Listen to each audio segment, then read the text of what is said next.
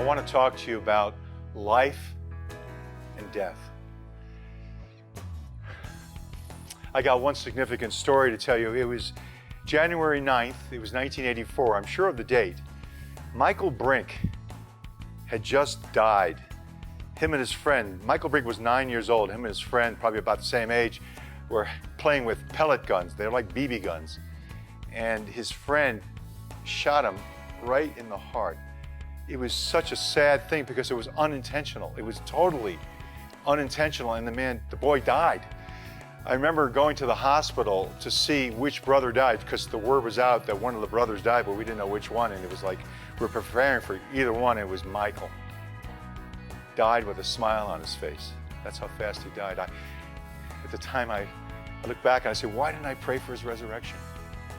I didn't even think of it. I was just miserably crying. People had resurrected from the dead, you know. And, well, here it is. It was life and death, and it's January 9th. I'm at the church for the first time ever. You might say I gave the only sermon I ever had to give. Maybe every good sermon I've given is based on this. And the name of the sermon was Life and Death. It was about 5 minutes long. It's all about life and death, and partly cloudy, partly sunny, pretty good, pretty bad. That's all fluff, and it gets away from the reality of what is and what isn't, a yes and a no, what's right and what's wrong. It was about 20 years later, we were pastoring in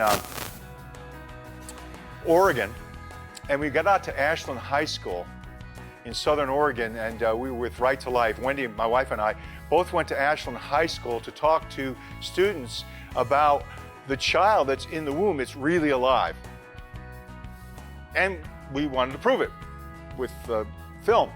And the deal was, you can't mention Jesus or the Bible or anything, just show it. And that's what we did.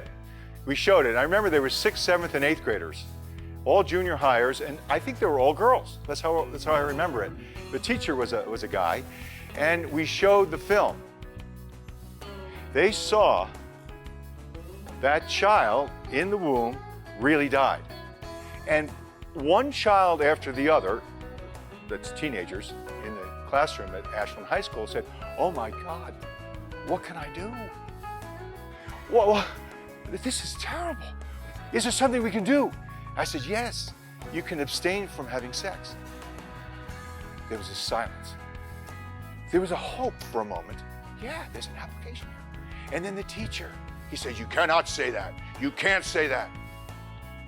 He was intentionally destroying what I was saying. I didn't even mention Jesus. I just mentioned, you can't do it. And one after the other, the girls started to say, you're right, I can't give up my boyfriend.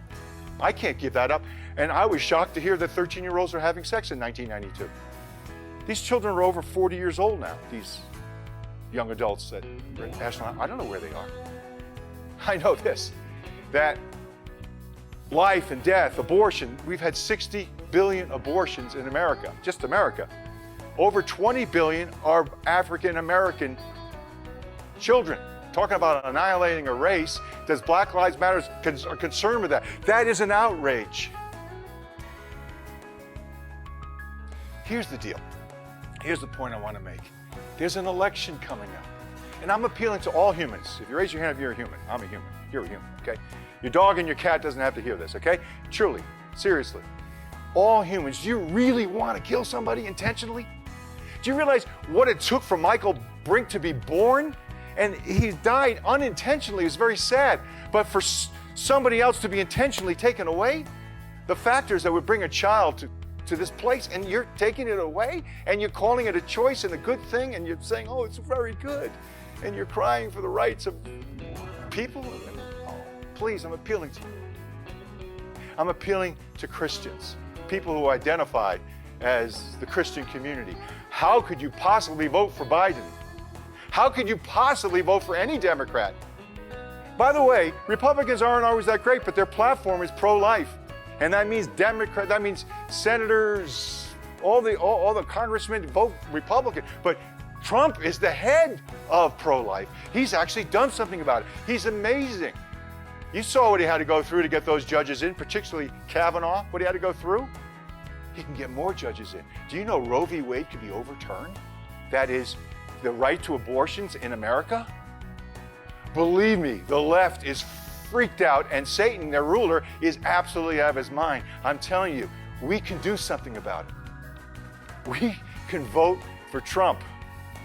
You might say, well, you know, he's this, he's that. He's life, and it's about life.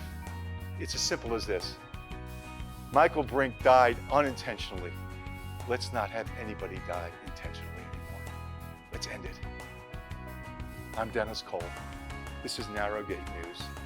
Please subscribe, share, like. God bless you. Thank you very much.